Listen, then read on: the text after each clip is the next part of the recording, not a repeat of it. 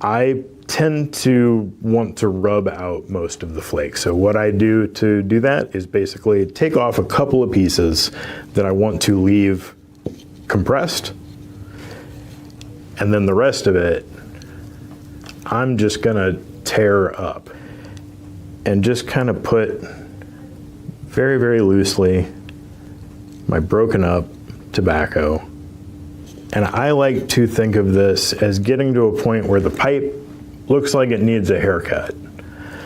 So at that point, I'm going to apply just the most delicate amount of pressure, really. I'm just kind of arranging this pile to better fit into the pipe.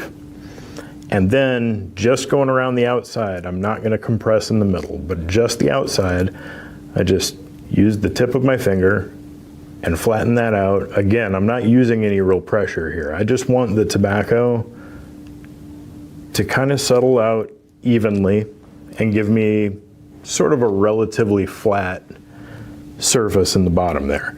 Now I'm gonna look to some of my sort of compressed pieces. And these, I'm gonna kind of wad up and drop in just like so. Those are going to help slow down the initial smoke, and that will help me get more time with this tobacco, even though my bowl may be a little less packed than the way that some others do it.